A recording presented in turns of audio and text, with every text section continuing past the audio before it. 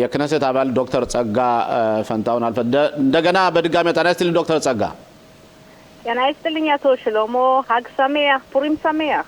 በጣም እናመሰግናለን ዶክተር ጸጋ። የዘንድሮ ፑሪም እኮ ለየት ያለ ፑሪም ነውና በእርግጥ ከ2500 ዓመተ ምህረት አህማን አራሻ የሚባለው ጠላታችን ሊጎዳን ፈልጎ ያው በአስቴር አማካኝነትና በሞርደኻይ ነጻነታችን አግኝተናል። አሁን ደግሞ እንዴት ነው በመንግስታችን አማካኝነት አንበሳ ገሳ እየተባለ ከ2500 ዓመት በኋላ የኢራቅን የጭራቅ መንግስት አፈርድሜ እያበላ ነው እንዴ? አቶ ሽሎሞ በእውነት በአጋጣሚ ሆኖ ይህ የፑሪም በዓልና የአስቴር ጾም የፑሪም በዓልና ይህ ዛሬው ዘመቻ አንበሳ ገሳ የሚለው አንድ ላይ መውጣቱ በጣም ይገርማል። ወደ ድርጊቱ ስንመለስ በመጀመሪያ ደረጃ በእውነት እኔ ሁልጊዜም የምለው ነው ምስጋና የሚገባቸው ለ30 ዓመት ማለት እንችላለን ቢያንስ በዓለም አቀፍ መድረክ ላይ ለ15 ዓመት ለ20 ዓመት በየጊዜው የኢራንን አደገኝነት ሲገልጹ የቆዩት ጠቅላይ ሚኒስትር ቢንያሚን ኔታንያሁ ጠቅላይ ሚኒስትራችን የወሰዱት ውሳኔ ነው። መሪ በምትሆንበት ሰዓት ውሳኔ ስትወስድ ቀላል አይደለም። ያ ውሳኔ ከባድም ነው። ታዳጊዎችን ወይም ደግሞ ውድ የሆኑ ልጆችን ባህር ማዶ መላክ ቀላል አይደለም። ነገር ግን ይህ የህልውና ጥያቄ ነው እና በአሁኑ ሰዓት የምናየው ሁኔታ በሰሜኑ ክፍል የሚገኘው የኢራን መልእክተኛ የሽብር ፈጣሪ ድርጅት የሂዝቡላ ጉዳይ ነው። የሂዝቡላ ሽብር ፈጣሪ ድርጅት በኢራን የሚታገዝ ከ30 ዓመት በላይ በሊባኖስ በደቡብ ሊባኖስ ተቀምጦ የእስራኤልን ሰላም የሚነሳ መሆኑ ይታወቃል። በሌላ መልኩ ደግሞ የሂዝቡላ ሽብር ፈጣሪ ድርጅት በሊባኖስ ምድር የፖለቲካ ድርጅት በመሆን በአገሪቱ ፖለቲካ ይሳተፋል። በትጥቅ በኩል በመከላከያ ኃይሉ ስንሄድ ግን በአንድ ሀገር ውስጥ ሁለት የመከላከያ ኃይል ነው ያለ። የሊባኖስ መከላከያ አለ የአገሪቱ፣ ከዛም ደግሞ የሂዝቡላ ሽብር ፈጣሪ ድርጅት ታጣቂዎች አሉና በአንድ ሀገር ውስጥ ሁለት መከላከያ ኃይል ሊሆን የማይችለውን የሊባኖስን ደካማነት የሊባኖስ መንኮታኮት ለዚህ ሁሉ ድጋፍ እንደሰጠና የኢራንም ግፊት ብዙ መሪዎች ተሰልጥነው የሚመጡት ብዙዎቹ መነሻቸው የሺኢ ወይም ሻይት የምንለው ጎሳ ማህበረሰቦች የሂዝቡላ ሽብር ፈጣሪ ድርጅት በአሁኑ ሰዓት ወደ ሀገራችን በትላንትናው ዕለት መተኮሱ ሳይወድ በግዱ የእስራኤል መከላከያ ኃይል የሚወስደው እርምጃ የሊባኖስ መንግስት ሳይወድ በግዱ የሂዝቡላ ሽብር ፈጣሪ ድርጅትን ከህግ ውጭ በማድረግ ትጥቁን እንዲፈታ አውጇል። ይሄ ትልቅ ውጤት ነው ለእስራኤል። ለምንድን ነው ይሄ የሆነው? እስካሁን ድረስ የሊባኖስ መሪዎችም ቢሆኑ ደካማ ከመሆናቸው የተነሳ የሂዝቡላ ሽብር ፈጣሪ ድርጅትን ከመፍራታቸው የተነሳ ጠንካራ እርምጃ ወስደው አያውቁም። ካሁን በፊት በነበረው በሊባኖስ ሁለተኛ ጦርነትም ቢሆን የተባበሩት መንግስታት ድርጅት አሸማጋይ የአካባቢውን ጸጥታ የሚጠብቁ የዩኒፊል ወታደሮችን ላከ እንጂ በዚህ ጉዳይ ላይ የሂዝቡላ ሽብር ፈጣሪ ድርጅት ትጥቁን ይፍታ የሚል አልነበረም። ዶክተር ጸጋ እዚህ ላይ ሂዝቦላን ጉዳይ በተመለከትንበት ጊዜ መጀመሪያ ለተመልካቾቻችን በደንብ እንዲያውቁ የሂዝቦላ ታጣቂዎች ሊባኖስ ውስጥ ያሉት የሊባኖስ ዜጎች ናቸው። ማለትም መጀመሪያ እነሱ መድረስ ያለባቸው ለሊባኖስ ህዝብ እንጂ ለኢራን አይደለም። ግን የኢራን የጦር መሳሪያ ስለሚሷቸው ስለነሱን ያቋቋማቸውም ለዚህ ዓላማ ስለሆነ የነሱ ተገዥነታቸው ለኢራን እንጂ ለሊባኖስ አይደለም። ይህ በእንዲህ እንዳለ ከ2023 ዓመተ ምህረት ጀምሮ ሂዝቦላ ሐማስን ለመርዳት በጀመረው ጦርነት እስራኤል ስምምነት ላይ ብትደርስም ከዛም በኋላ ግን እስራኤል ሂዝቦላ ላይ እጇን አንስታ አታውቅም። ወደ 506 የሚሆኑ ሽብርተኞችን ሁሉ ጎድታለች እና ያሁኑን ሂዝቦላ ቢቀላቀልም ልዩ ሊያደርገው ምንድነው ልዩ ሊያደርገው የሚችለው? ዶክተር ጸጋ እዚህ ላይ እስራኤል ያላደረገችውን ምን ማድረግ ትችላለች እስካሁን?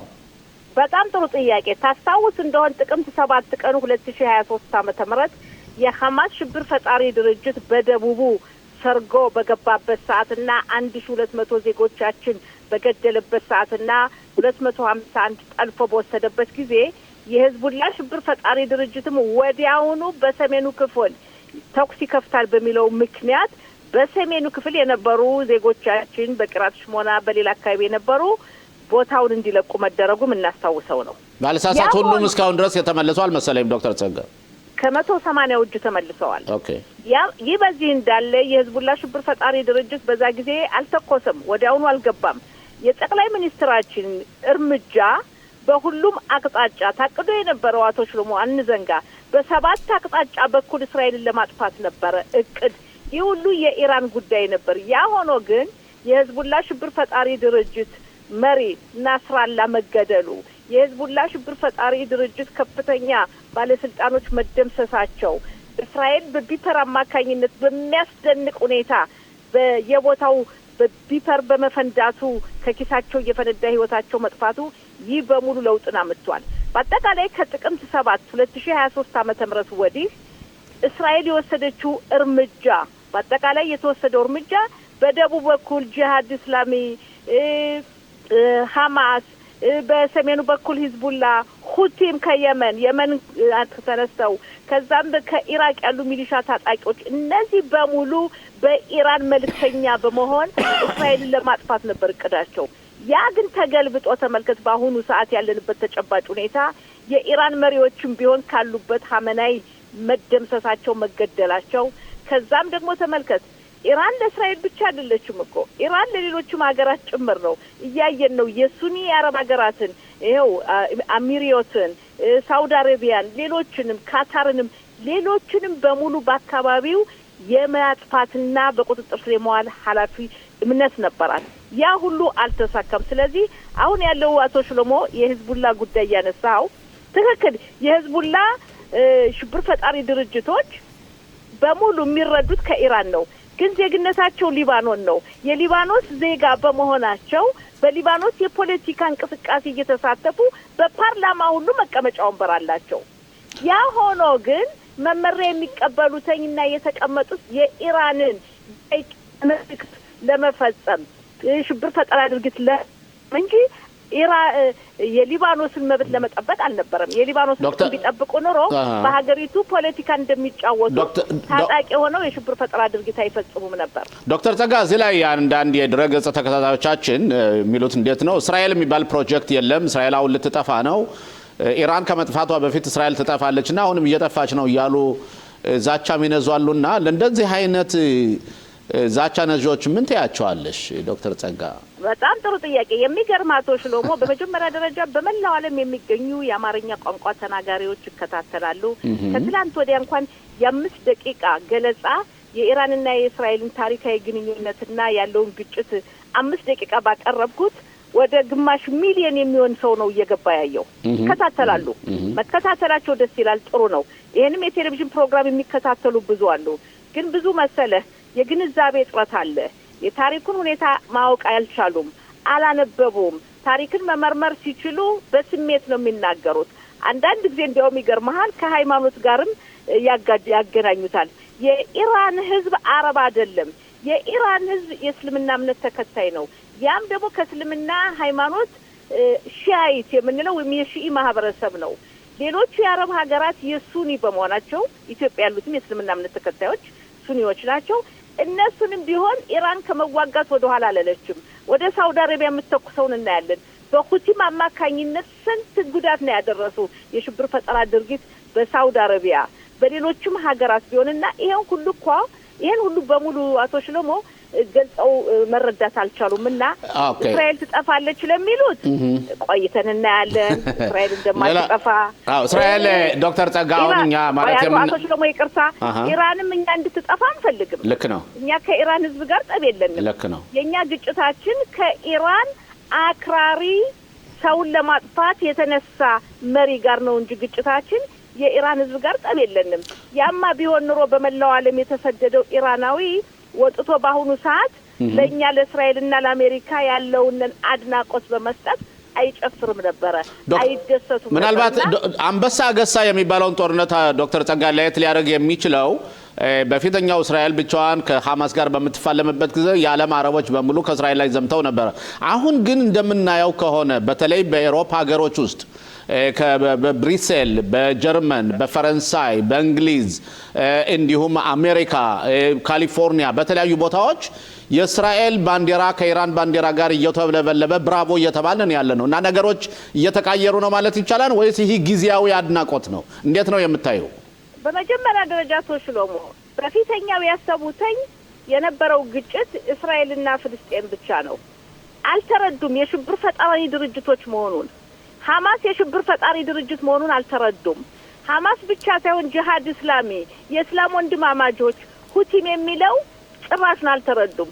ከፊሎቹ ደግሞ ከአንታይ ሴሜቲዝም የጸረ እስራኤል አቋም እንት የነበረው የአንታይ ሴሜቲዝም የምንለው የይሁዳን ጥላቻ በደማቸው ያሉ ሰዎች ናቸው። እነሱ አልተረዱም። ነገር ግን ሽብር ፈጣሪዎች እኮ ዛሬ በእስራኤል ላይ ቢሉ ነገ ከነሱ እንደማያልፉ አልተረዱም። አሁን ግን የተረዱ ይመስላል። ለምን? በሳውዲ አረቢያ ላይ እያለን ነው፣ በአረብ አሚሪቶች እያየን ነው፣ በሌሎች ሀገሮች እያየን ነው። እና የኢራን የሰይጣን ስራ ወይም የሽብር ፈጣሪ ስራቸው የኢራን መሪዎች ማለት ነው፣ ህዝቡን አይደለም። ይሄ ምን አይነት አደገኛ እንደሆነ አውሮፓም ቢሆን በአሁኑ ሰዓት እየተሰቃየች ያለችው በእነሱ በሽብር ፈጣሪዎች መልእክተኛ ነው።